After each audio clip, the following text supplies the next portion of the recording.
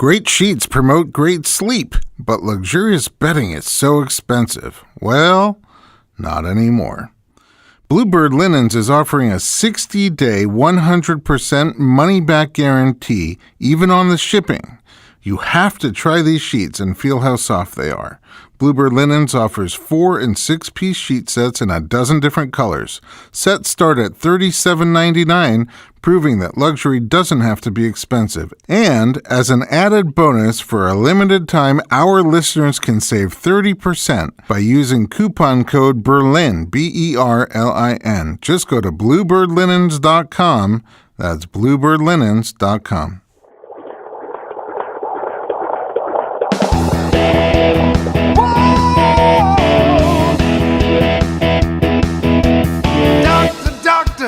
Give me the news, I got a whole lot of questions for you. This kid's gonna test my will, I got a lot to learn and my baby's due.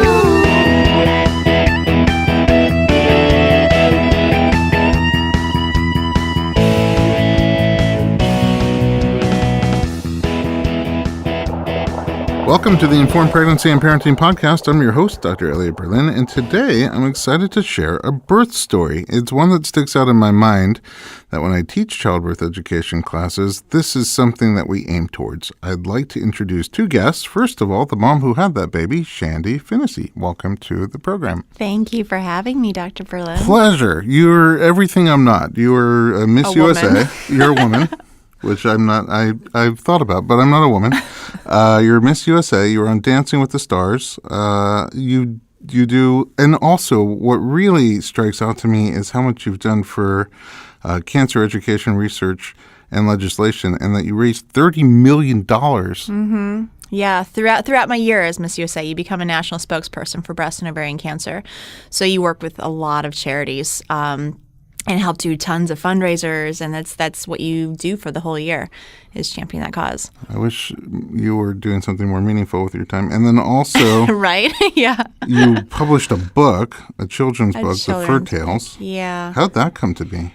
Long story short, in college, I have my undergraduate degree in psychology, and I was interning with people with mental retardation and Down syndrome, and I saw how there was such a stigma there, and so I started working on inclusion programs of people who have specifically mental retardation and Down syndrome, but it was all mental disabilities.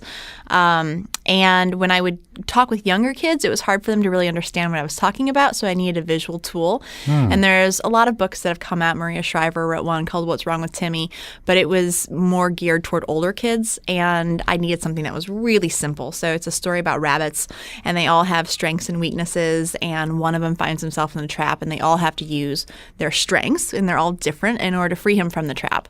And then we go around, we talk about, like, what are your strengths and weaknesses, and how it doesn't make anyone better than anyone else, it just makes us different.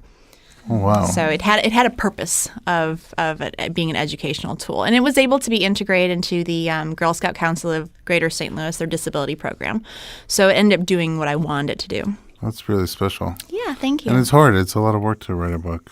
And I mean, a children's book. It's like I think a children's book is pages. sometimes even harder because you have to get down to the level, and you have to say a lot without a lot of words. This is true, but I think I'm very childlike at times, and so it kind of helps. In here also with us today is Neha Phelan. She's a certified hypnobirth childbirth educator, birth doula, certified lactation educator, prenatal yoga teacher, Reiki, energy healer, and a sacred pregnancy and sacred postpartum mother roasting facilitator and a mindfulness coach.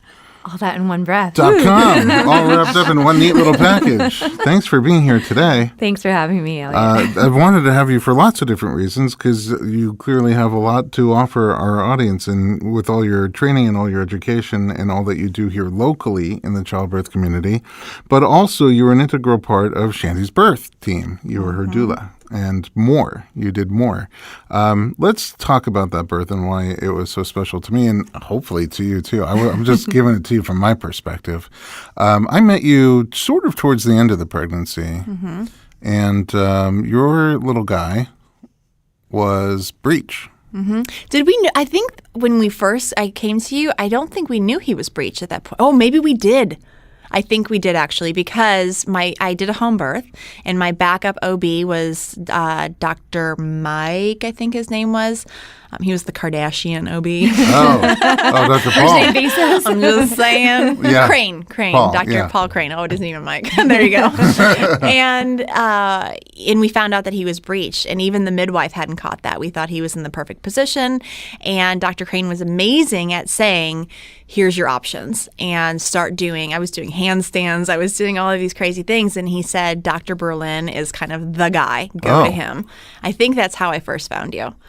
Yeah, and so in our practice, we don't try to like physically turn a baby. What we're doing is we're trying to improve your musculoskeletal function around your low backs and your hips and your pelvis to make sure that there's not restriction coming from there that also restricts the baby's ability to move inside you. Mm-hmm. And so, long story short, your baby did flip over, and you got back on track with your home birth.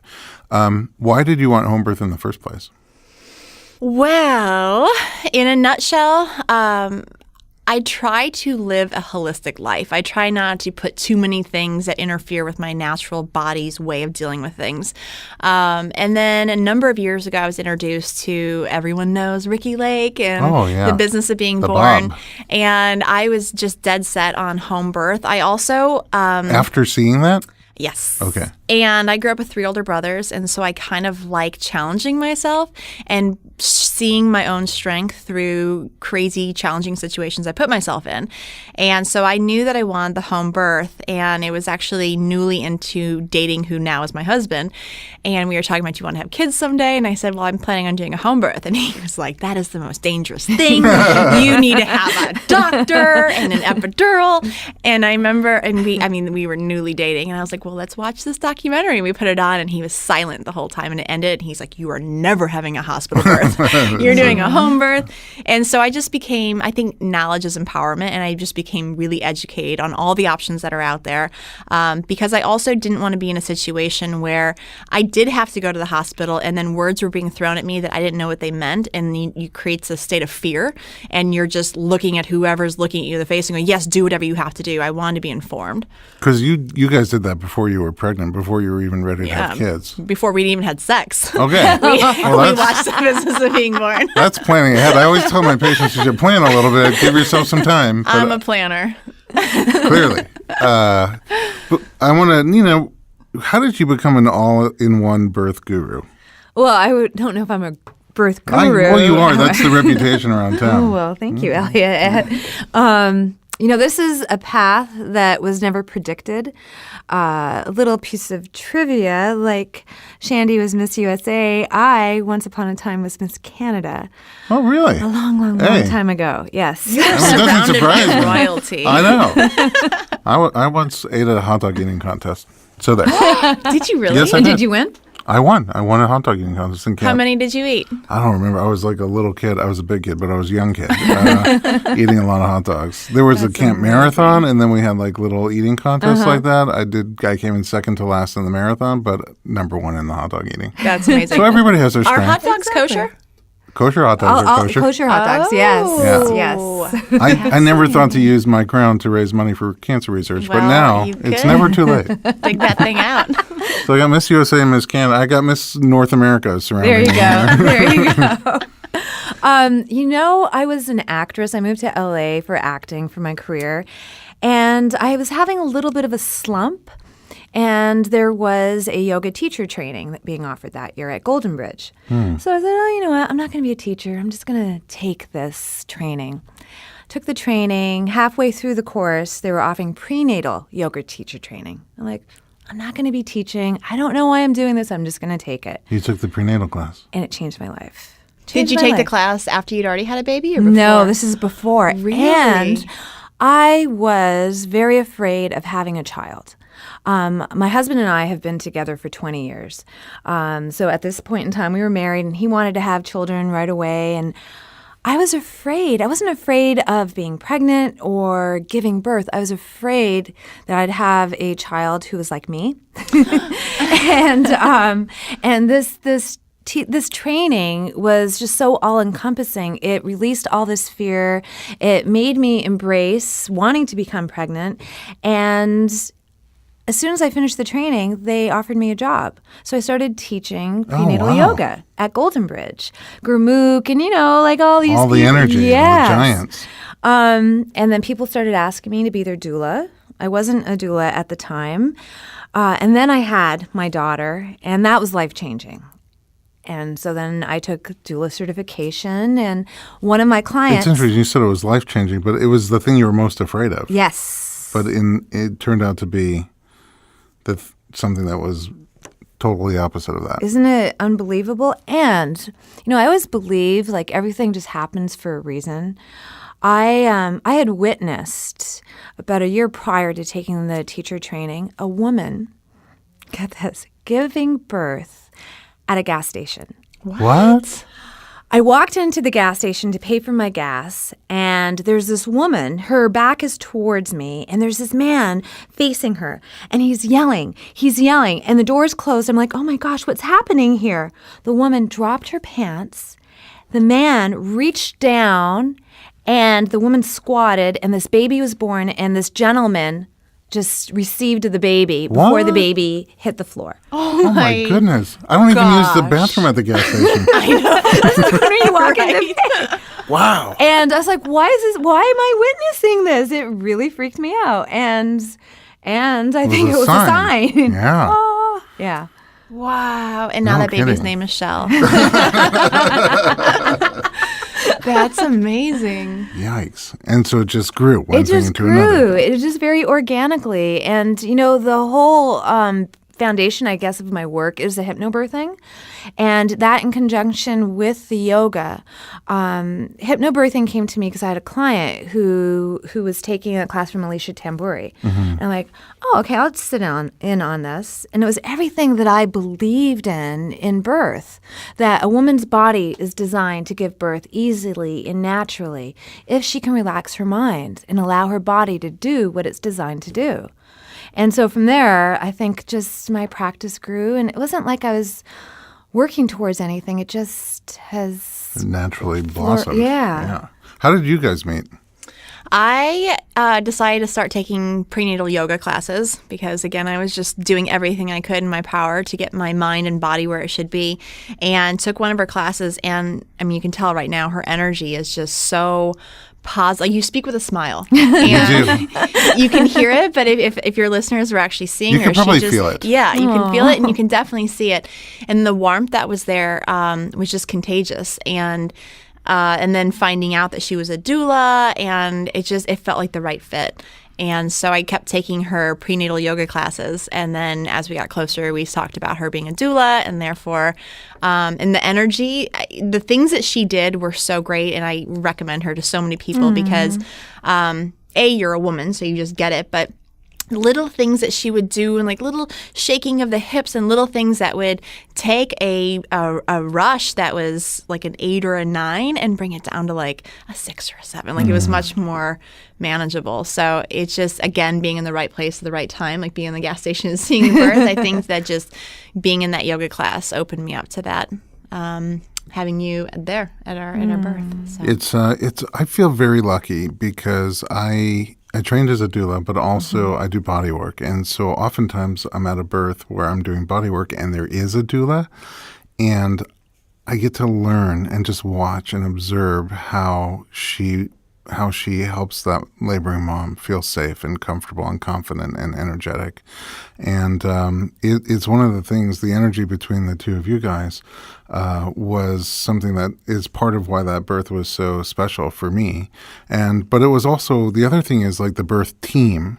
And I guess we'll talk about your birth pretty soon, but who ends up coming to a birth, I think, makes a huge difference. And sometimes you're there and you're just like, that's an interesting choice for who's in the room here right now. And sometimes it's not until everybody goes away that mom can just relax and the baby comes out. And you're like, well, that could have happened 11 hours ago. But I sort of feel like at your birth, like everybody just had like it was a puzzle with all the right pieces. And again, this is my interpretation for what I observed. You're the one who actually had the baby. So again, a lot of it I think takes visualization and mental planning ahead of time. I had mentally planned out that birth for months ahead of time, and all of the elements that went into play. So it was just sort of reliving what I'd already created.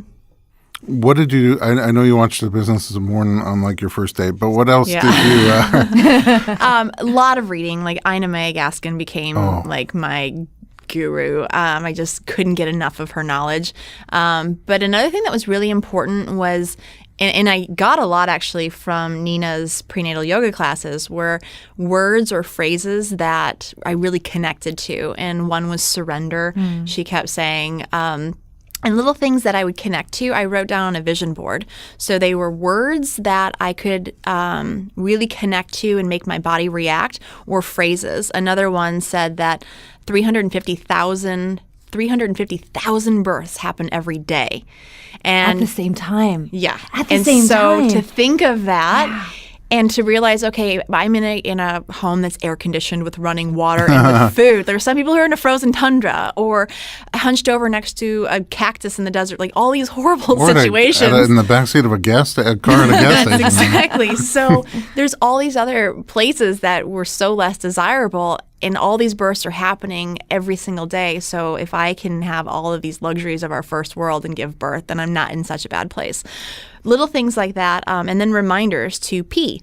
Like you want to have an empty bladder. And so every time I would have a break, it was like, okay, go pee. It was reminders that were on that vision board. So that vision board, and I didn't realize it, but Nina was telling me a lot of the stuff on my vision board because it was after the birth. I was like, you were saying some great stuff I was connecting to.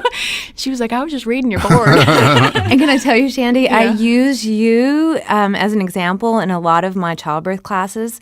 So one of the premises of hypnobirthing is to create affirmations or birth mantras, because the body is a robot of the mind. So if the mind is saying, I'm afraid, the body is going to respond by tightening. And when you're tightening, you're holding in your baby. And so we talked about creating affirmations. And, I suggest this to all my clients. I come to Shandi's home the day of the birth, and, I'm doing the things I normally do, massaging you, saying the words that I say, but then I look up and I see her beautiful vision board. It's right there, yeah. And I start saying her words. And I say this in my class. I suggest to everybody to create a vision board.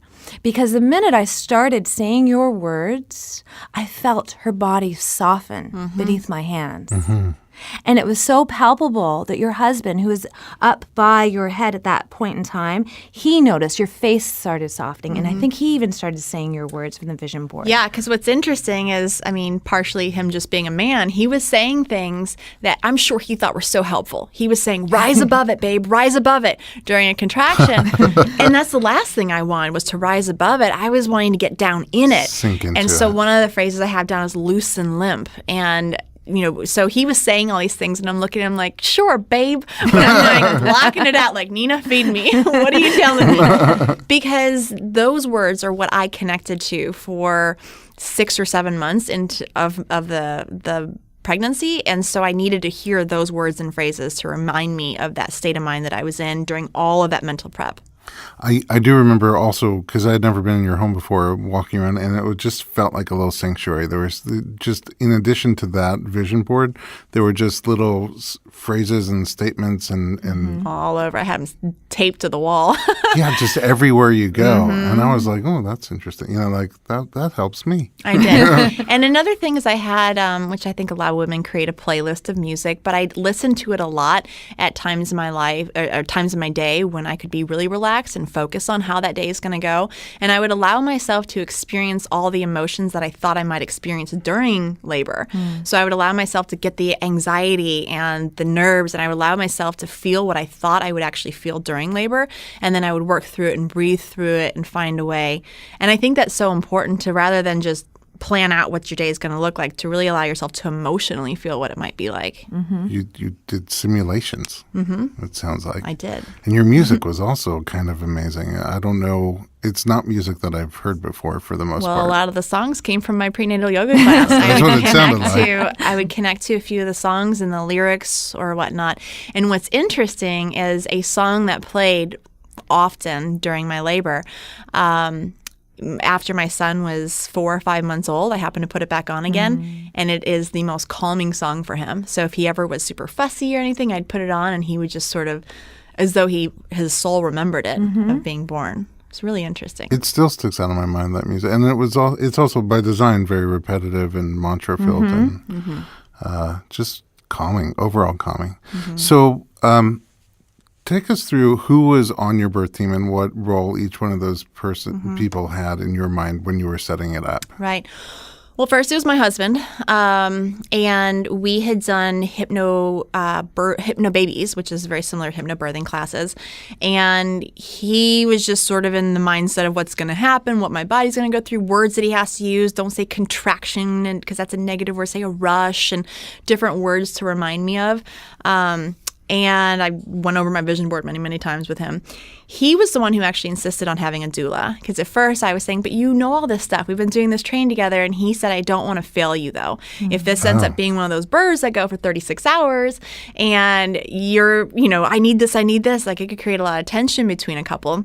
So he's the one who kind of pushed more for Nina, and I'm so glad that he did.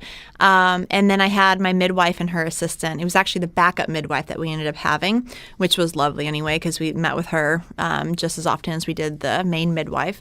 And then it was more of a last-minute decision to then also have you at the birth, because you were so instrumental not only in flipping the baby, but how you were in those last few weeks. I just felt like everything's so connected. And so and I felt very comfortable around you, but if you could push on certain parts of my body that would alleviate a little bit of pain or tension that I was feeling, like, why not?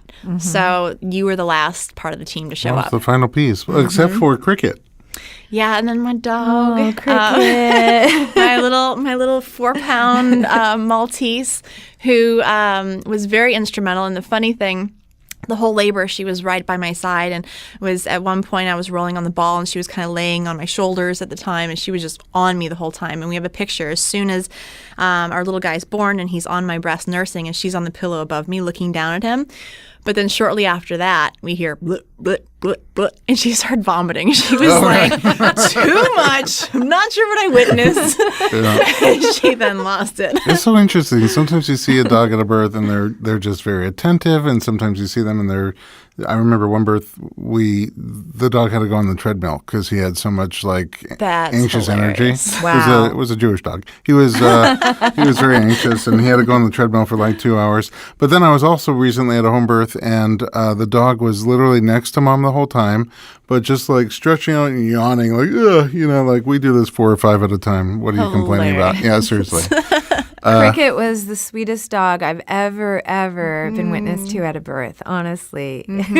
Well, she truly was my first child. So there was a lot of talking to her about you're still going to be my child. We're just going to have this. And she almost sees our baby now who's 17 months, but she sees him as her child. She was very nurturing on him. If he would cry, she would bring him her toys, and she's very nurturing. She's so cute and tiny, but so much personality. Yeah. Incredible. Okay, so I think we could take a little break, and then when we come back, we can walk through your birth story and see how it was from your perspective. Come right back after this commercial break to the Informed Pregnancy Podcast.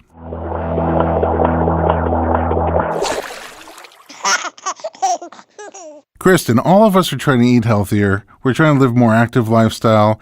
I have young kids. You just had your first baby. And it's really difficult sometimes to eat healthy, to get good, nutritious, non-GMO, non-toxic, healthy organic foods. It's hard because it's expensive. It's hard because it's time-consuming. And dragging the kids out to the store is just really difficult to do. You must feel that way. I definitely feel that way. A friend of mine turned me on to my new favorite online store. It's called Thrive Market. And Thrive Market has done a lot of the work for us. They carefully curate their products so that they are non-toxic, they are organic products. You don't have to sit there looking at labels to figure out which ones are good and which ones aren't good. And they have the most unique and interesting products. My family loves to go on there and do a little scavenger hunt. The kids look for items on my phone. They get the app and they like to look for items that they like that they haven't seen before.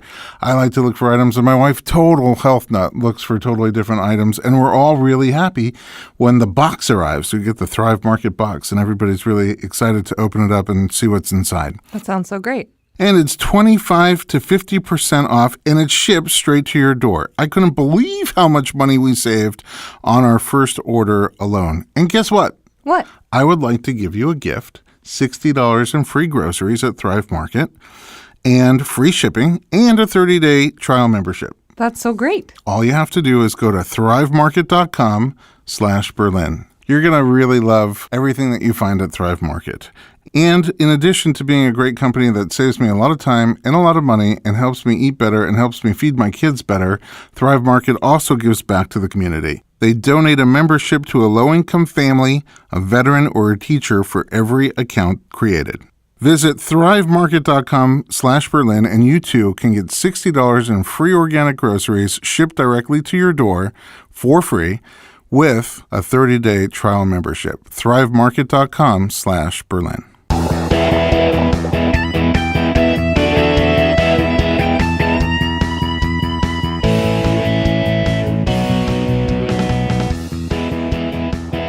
Welcome back to the Informed Pregnancy and Parenting Podcast. I'm your host, Dr. Elliot Berlin, and we're continuing our discussion with Miss USA, Shandi Finnessey, and Miss Canada, Neha Phelan, and somehow me, about Shandi's birth. So how did it start? How did labor start for you? Well, it was a Friday, and for about 2 to 3 weeks before that, I was inserting Evening Primrose vaginally every morning and night to help soften the cervix.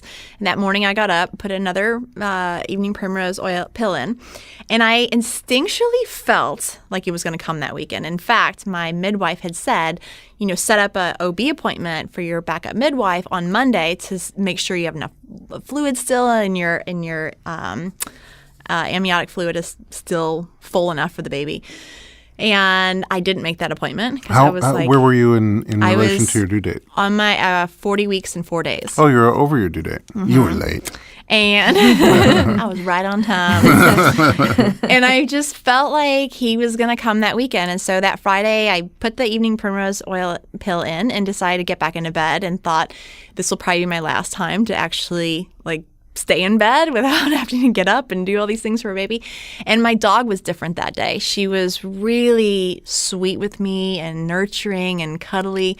And then at about around noon or so, I got out of bed and I noticed that there was a little bit of a plug that had come out. And then I started leaking amniotic fluid. It wasn't like the bursts that you see in movies. It was a leaking, and I knew that was a potential. Did you wonder if it was amniotic fluid, or you knew right away? I knew. You knew. And I'm not someone who cries wolf. I just knew. And I started feeling like a little bit of the contractions coming. And so I texted the midwife, and she had called me and said, okay, well, it's probably urine because you have a very full belly, and it's probably putting pressure on your bladder. And I'm like, no, it's not.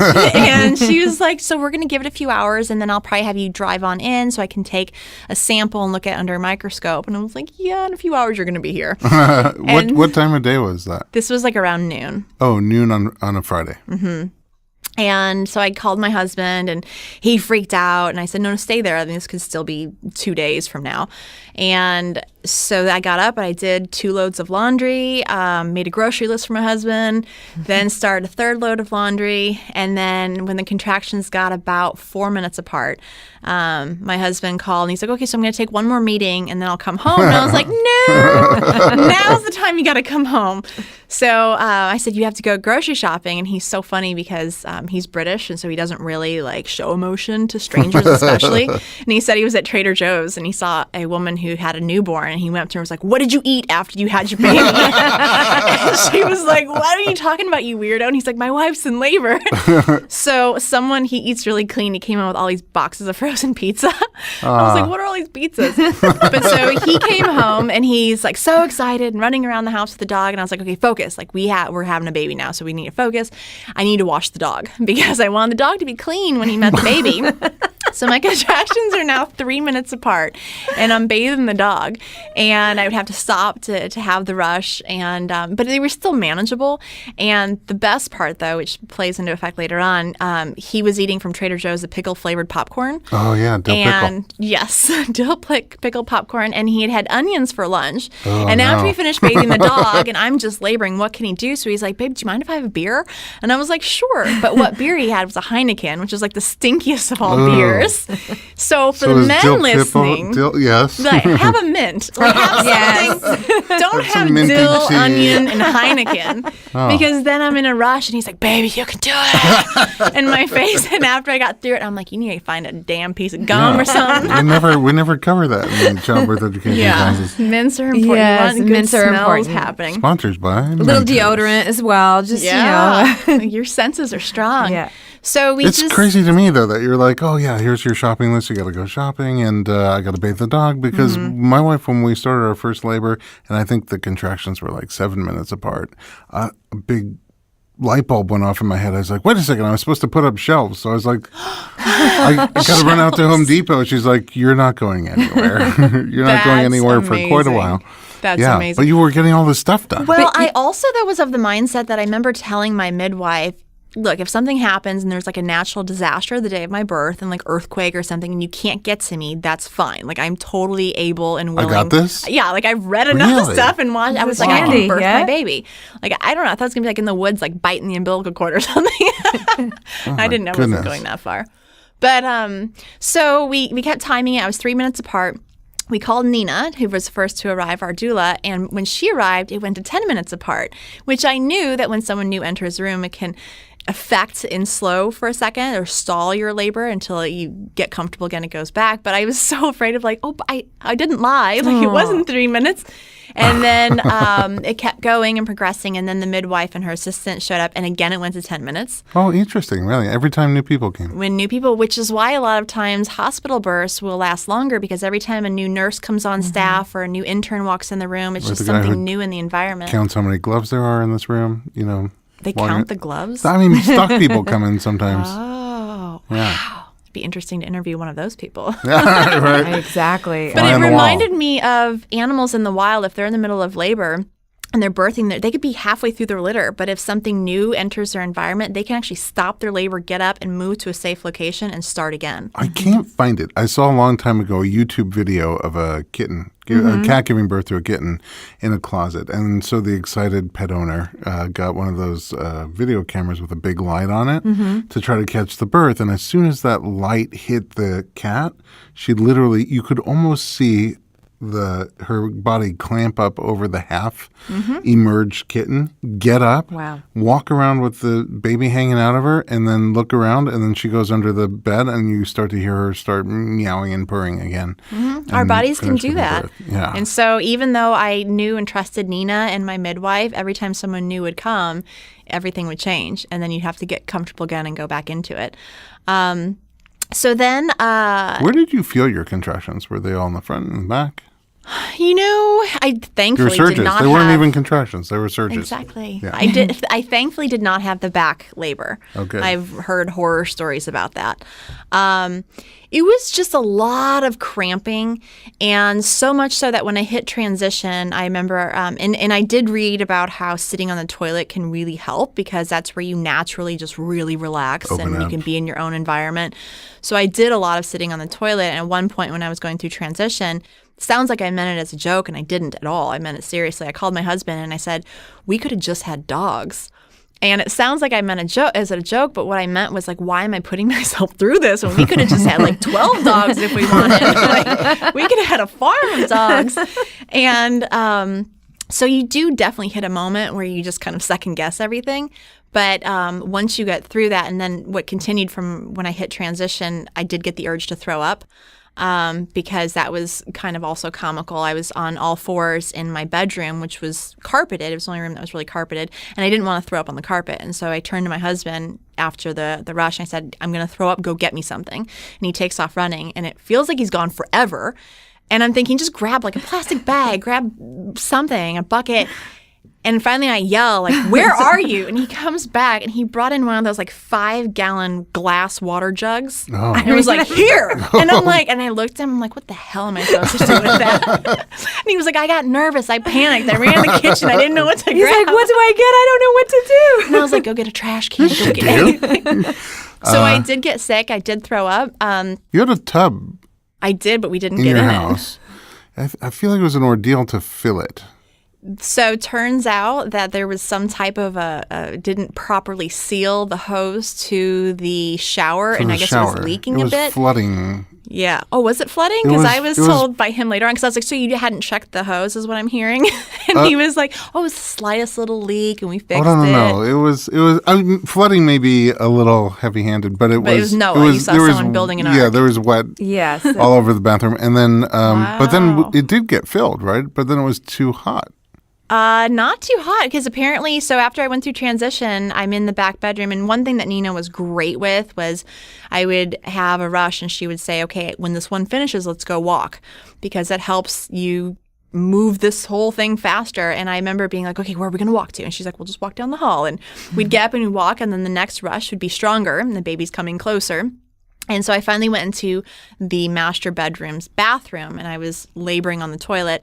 And I started to push. And I remember the midwife came in and she said, are you pushing or is your body pushing? And I just remember saying, I have no control over this. Like, my body is doing this. And she said, okay, well, I think she doubted how far along I was. And she said, well, when you're finished with this rush, let's lay on the bed and let me check you.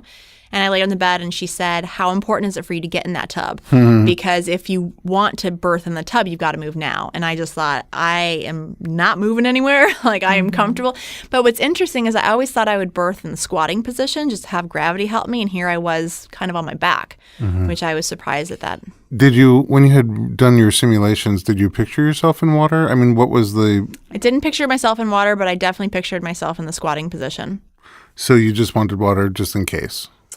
I knew that it would alleviate a lot of the pressure that I was Intensity. feeling. Yeah. But so in your mind, you were planning to get in there at some point? Yeah. And if It just never came to the right time. right. I'm pretty sure it was your birth where it actually, when it filled up, was too hot. Oh, really? And we were I remember like it. throwing ice cubes in there Yes. and we were doing everything we could to try to cool it down. Hilarious. Yeah. So that's probably why it was never offered to me then. It could I'm be. like, It hey, was why don't pretty you get hot. in Yeah, there? we were doing all sorts of things to try to That's cool it. hilarious. But also, Shandi, you know, the time that you were in the bathroom, it really happened quite quickly from that point on. And you listened to your body. I remember we went into the bedroom, and you weren't moving, like you said. You were there. You were ready to have your baby, and that was it. So I came in before that happened. I'm not sure at what point you called me, but when I came in... I had just thrown up, actually. Oh, that's when a lot of people call me, or they throw up right after they call me. Whatever. Yeah, I came in. You were still, I think, in the living room, just on the the ball. floor, on the ball, on a lot of hands and knees, and I was just quietly loosening up your hips and trying to relax your back a little bit. But it was just magical the way you guys were. You guys were interacting with each other, and I guess now I understand it was things from your board, but the things that you were saying and like tapping into all the history of the women who've done this before you, and it just all seemed to like calm you down. And Cricket licking your face. I know. Like I think during and after every contraction, she would just jump up on her two little feet and She had to lick make your sure I face. was okay. Like, you're still good. Yeah, Like, that's it's all great. normal, right? It was so great. Well, then, I just remember I got very like primitive and almost animal-like I remember my head was kind of whipping while I'm on the bed, and I was being really loud. And I remember for a flash moment thinking, our bedroom window is open. And at the point, we lived in like a condo, and we could hear our neighbor listening to Star Wars sometimes. So I'm like, they're hearing What are they this. hearing? And this is 10 o'clock at night.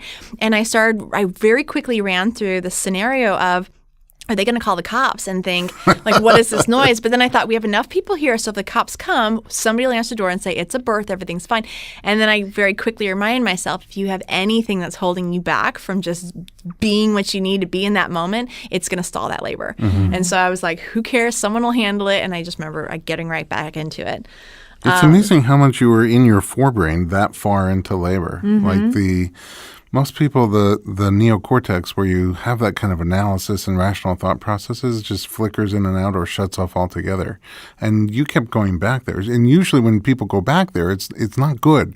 You go back there and you start wondering, like, am I okay? Is the baby okay? And how much longer is it going to be? But you went back there for practical things. You're like, wait, the window's open. Oh, wait, that's going to slow me down. Okay, somebody hand it, shut that off. And you go back into your mammal I've brain. always been a big thinker. Yeah. But you were able to come right back down. Yeah. That was the key. Yeah, you didn't stay there. You just went there for a flash Yeah. moment for something practical and popped back out of there. Yeah.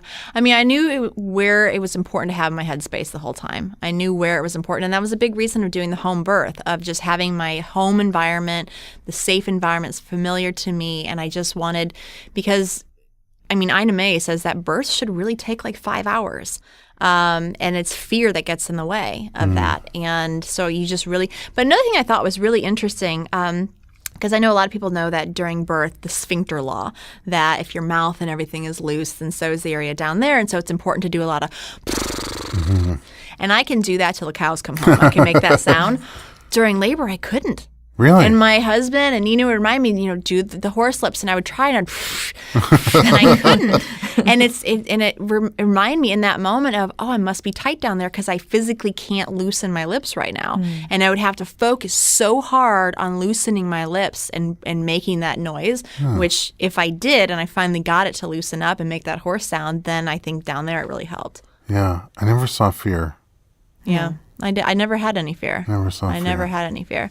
I really just believed like everything was going to happen the way it's supposed to happen. I remember having many conversations with the baby ahead of time saying, I'm going to trust you that you're going to do what you need to do to get out, and you need to trust me that I'm going to do what I need to do to get you out, and we're going to work together in this. And so there was a lot of, and I remember even after he came out, looking at him and just being like, we did it. And so you just have that bond now of working together to get out. For many people, it's hard to even have that kind of bond with the baby in utero and to have those conversations with the baby in utero. And then in labor, you forget that there's a baby. It's all about my labor. And so... Well, and a lot of people also, I feel like, think that the baby's like hurting them to get out.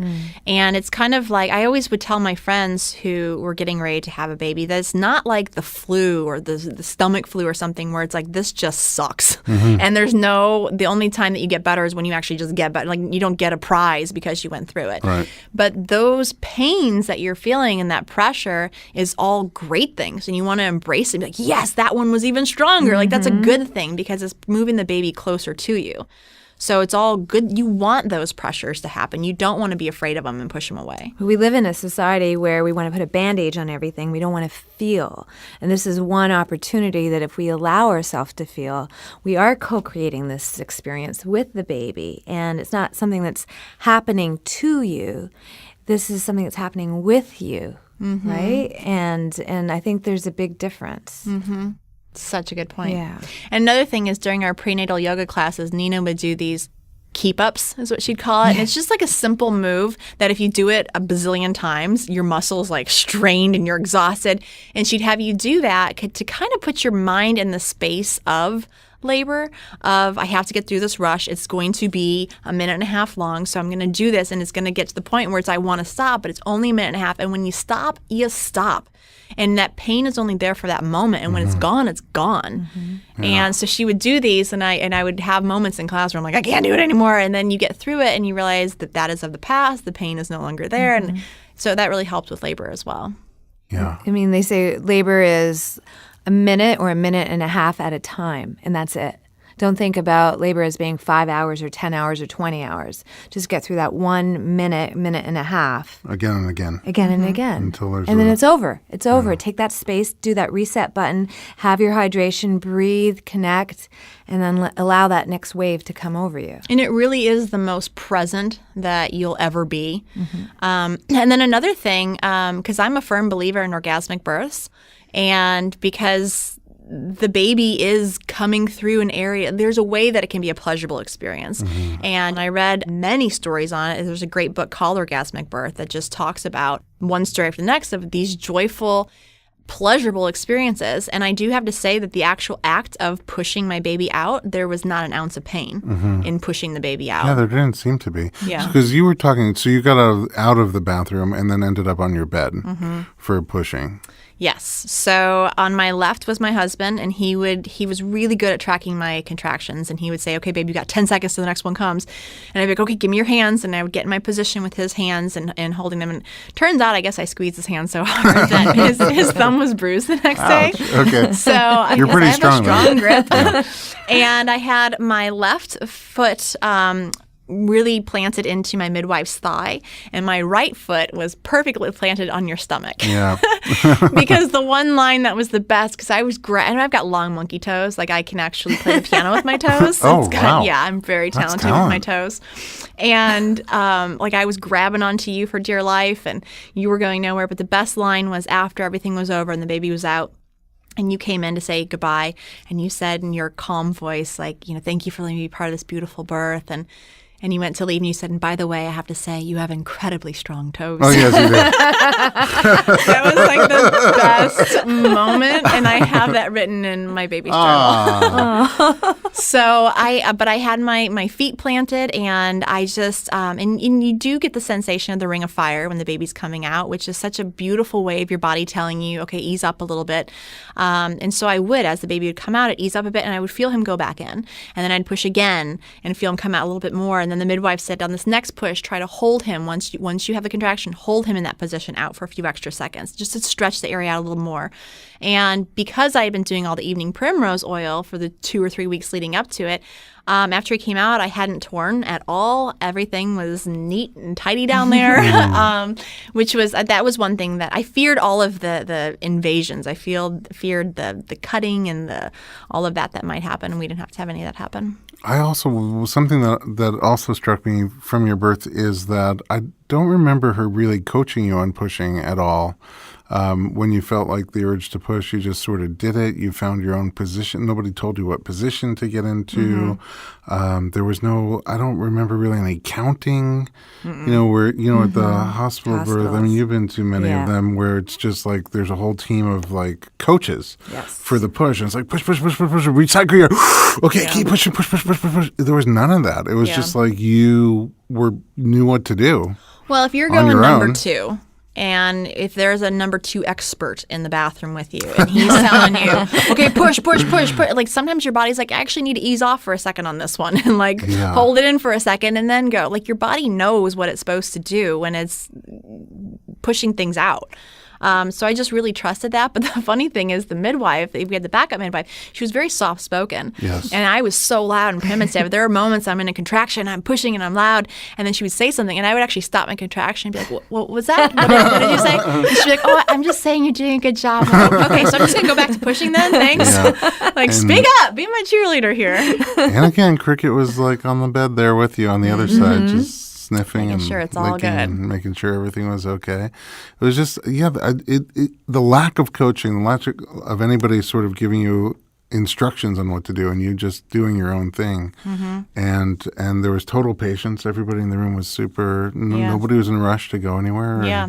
And then the only thing that I wish that we would have done, which I hope we'll do for our next baby, is the burning of the umbilical cord. And the reason I wanted to do that is there's a lot of cultures that believe that by cutting it, you're sending this like sharp energy into this life force, and the fact that the husband does it or the man usually does, and it's this psychological, like the husband is separating you from your mother.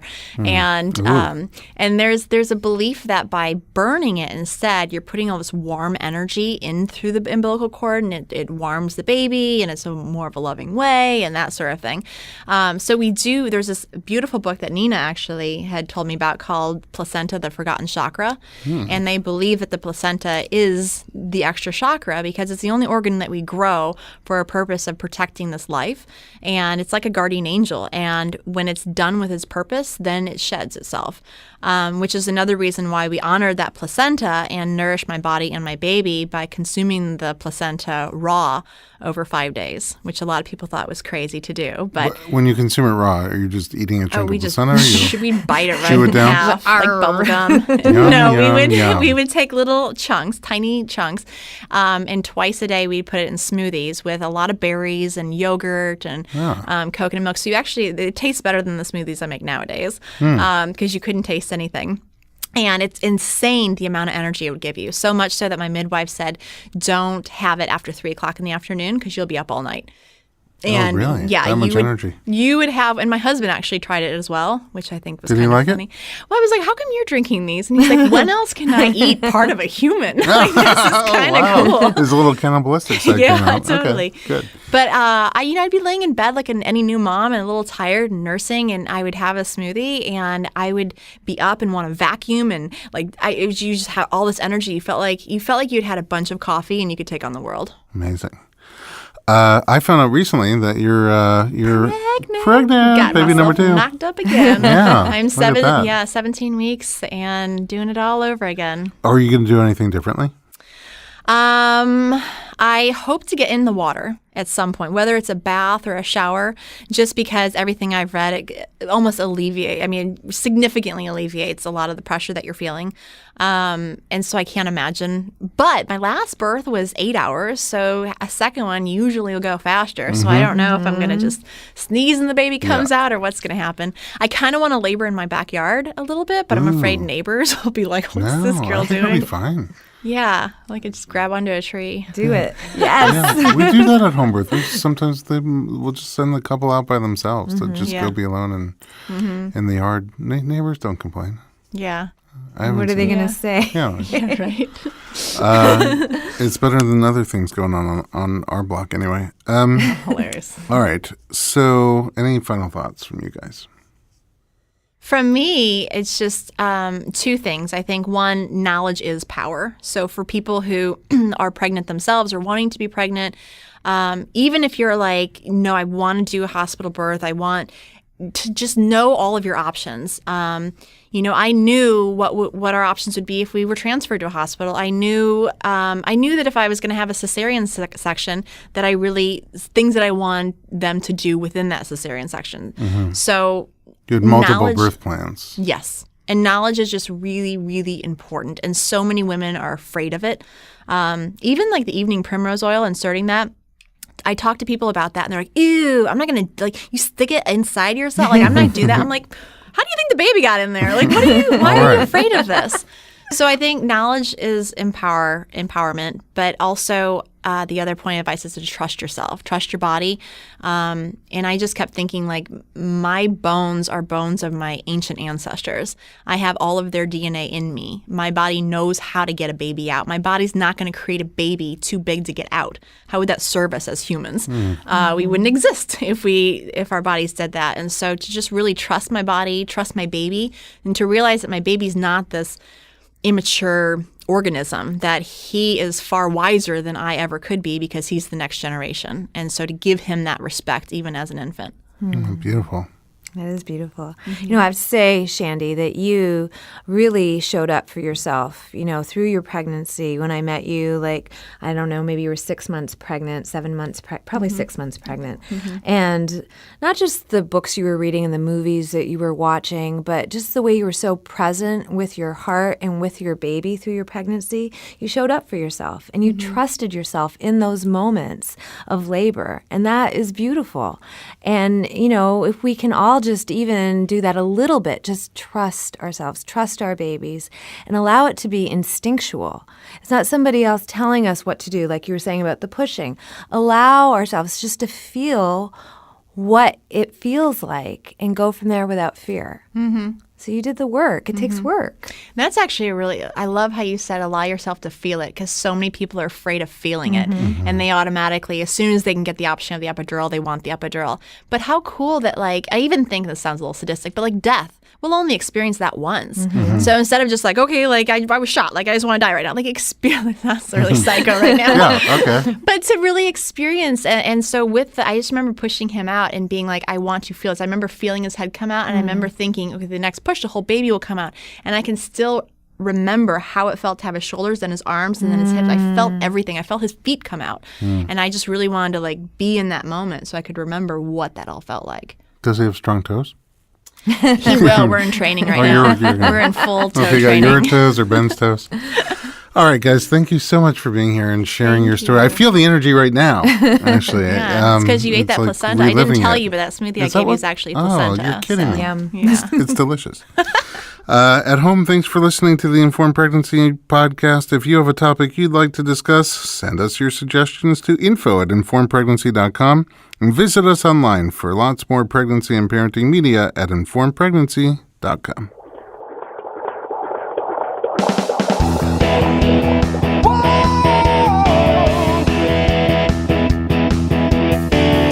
Doctor, give me the news. I got a whole